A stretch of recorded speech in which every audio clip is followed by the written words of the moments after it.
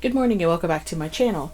The other day I had somebody request for a few free patterns or some that they can find online instead of having to pay, because I know that the Simplicity and McCall's kind of patterns or anything commercial costs like upwards between like $8 to like $20, and they kind of just requested for a free one. So that's what I did today.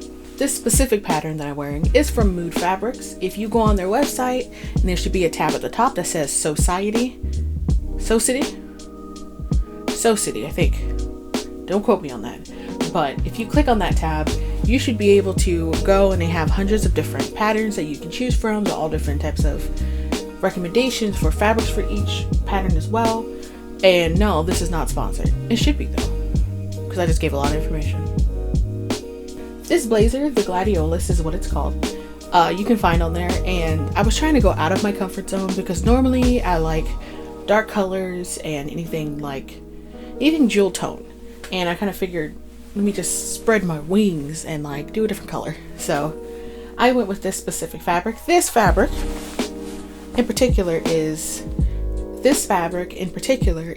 a cotton fabric that I found in the quilting section, and I just thought it was different. It was pretty. They had a matching one that was purple and green and had the same kind of designs. I think there were more moons on there than there are suns on this one.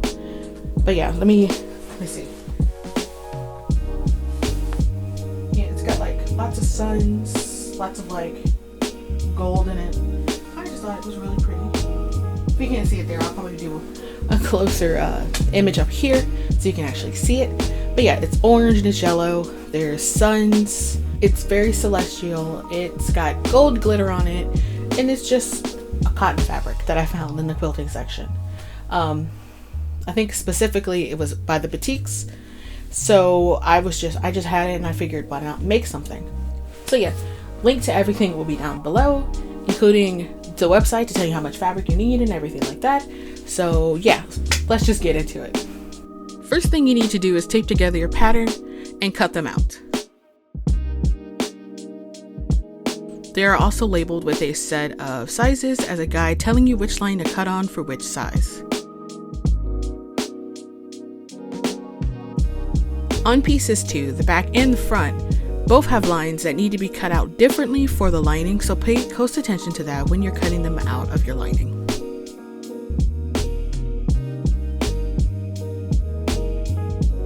I follow the grain line with cutting out the pieces.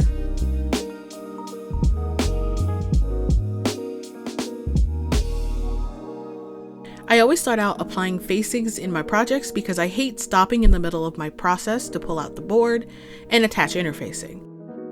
So take your front and neck facings and apply your interfacing to the wrong side of them.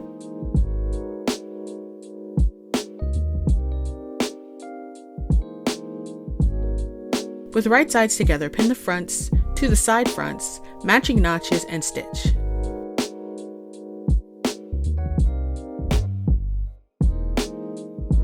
And yes, it will take a little bit of work to get it to pin around the curve.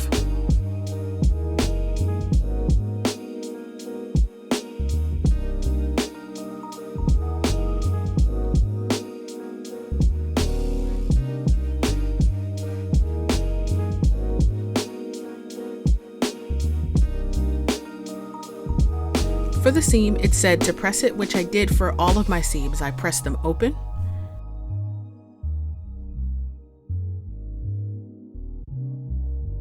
You will also trim around the breast curve seam allowance.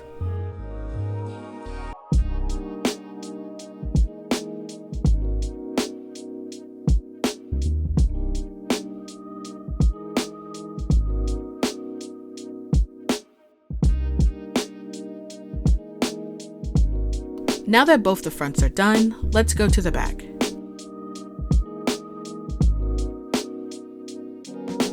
With both your outside back pieces, place them right sides together and stitch. Then press your seam.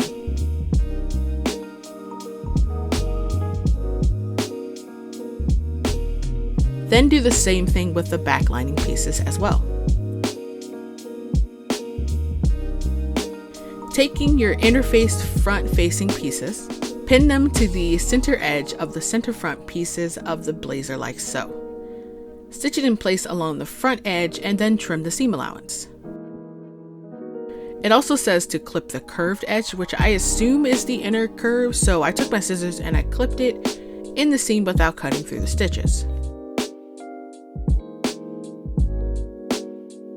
Take both your collar pieces, which I interfaced both already, and pin them right sides together.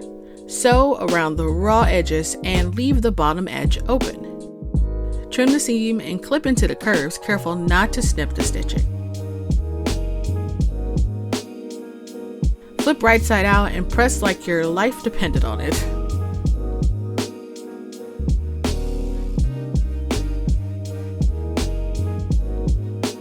Then pin and baste the bottom edges together.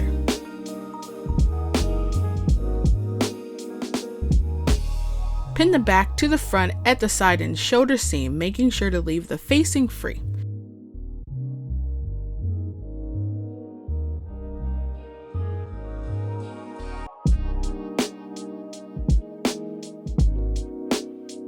Pin the back neck facing to the front facing, not the back of the garment just yet, and stitch. At this point is where I learned that I had messed up. The collar would not fit into the opening, which made me look back at the picture on the website. The collar extends at least 2 inches past the shoulder seam in the photo, but did not in mine, which meant I had to fix it.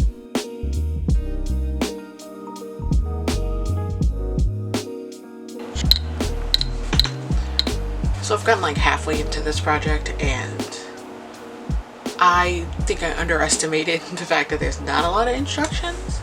So it's been a minute since I picked it back up, and yeah, I not complaining about them, but it was just kind of like, I think I just underestimated. So this actually ended up being a lot more thought process than I would have liked, and I'm a week late from what I would have liked, but you know, I'm still going. I've messed up several times, so yeah, I'm just gonna finish it. And I also found out that I hate the way I look in this. Like, I hate everything about the way I look in this. So yeah, I'm just gonna finish it, and Grandma likes it, so I'm probably gonna give it to her. You know, these are her style, her colors. If it was more like a seafoam, she would really like it. But yeah, I'm just kind of a little bummed, but I'm still gonna make it because this pattern is still free and it is still cute. I'm just not particularly excited about this fabric that I'm using. So yeah, let's get on with it. So I spent a good couple of moments picking the seam 2 inches into the front facing and securing it. Now there was enough space. Do the same thing, without making any mistakes of course, to the other side. You should now have facings connected with an opening in the center like so. In this opening, you will pin your collar in the middle to the back of the garment. Take your collar facing downward towards the garment and match it to the center front and notches as so, and base stitch it in.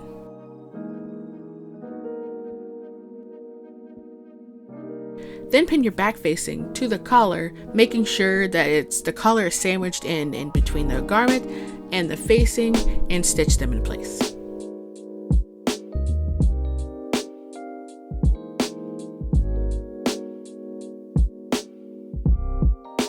Turn your collar right side out and press.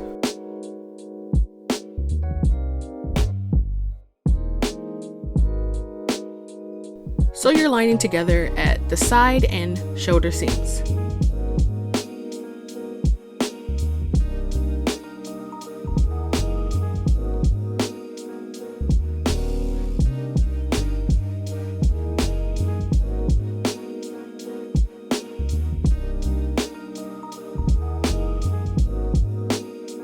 Take your lining and pin it to the jacket with right sides together, matching the lining edge to the facings.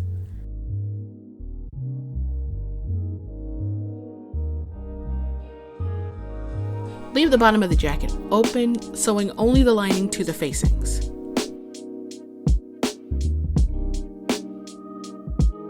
Turn your now lined jacket right side out and press the lining seam.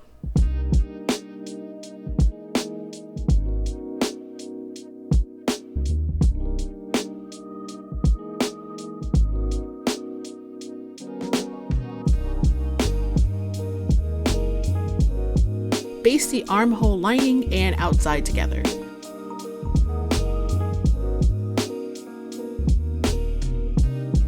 Take your upper sleeve and attach it together, matching the notches to the lower sleeve. Do the same thing with the other side of the sleeve.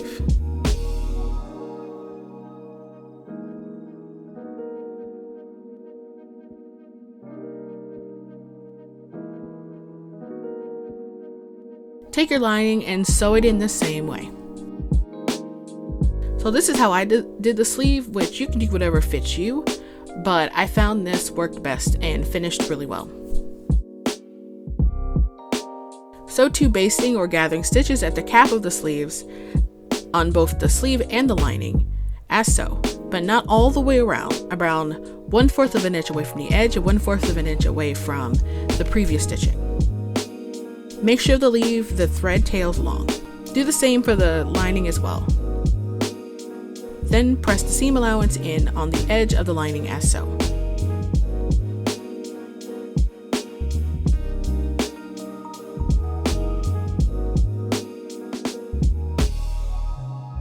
For your sleeve, with the lining inside out and outside sleeve right side out, slip the sleeve into the lining.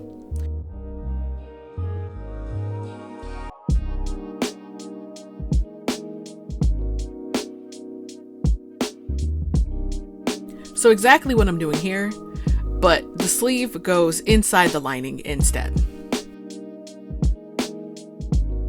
Pin and match your seams around the wrist, then stitch at your normal seam allowance. Trim the seam allowance and then flip your lining back out and slip the whole sleeve like so onto your sewing machine.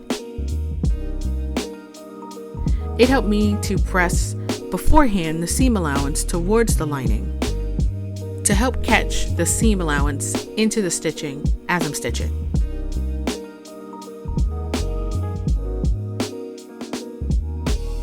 Stitch as close as possible to that seam through the lining and seam allowance. I also flipped it so you can see it better on my machine.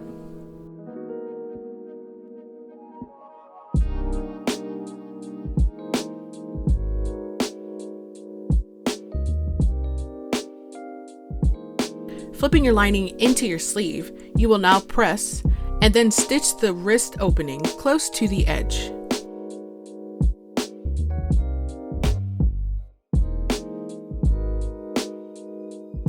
Feed your sleeve into the sleeve opening and match the seams right sides together. Take the sleeve and pin it to the jacket, dropping the lining inside of the sleeve out of the way.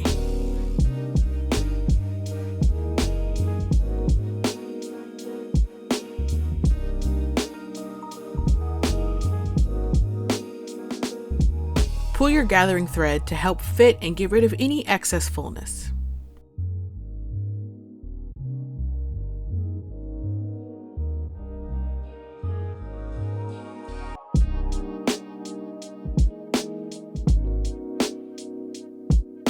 Sew that into place, making sure that the lining is out of the way.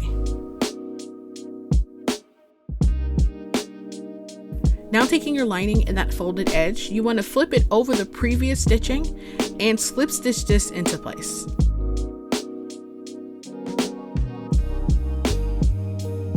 I did a few clips here of me actually slip stitching it on, and yes, my hand stitching still sucks.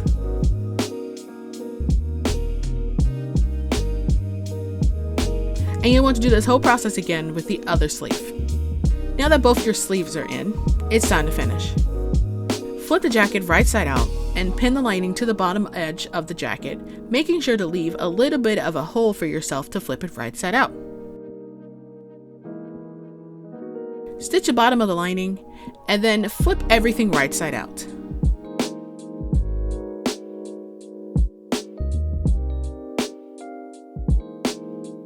finish by slip stitching that hole closed.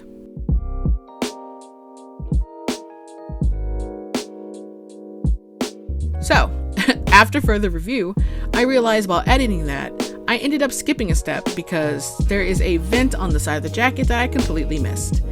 I was already very frustrated and done with the project by this point.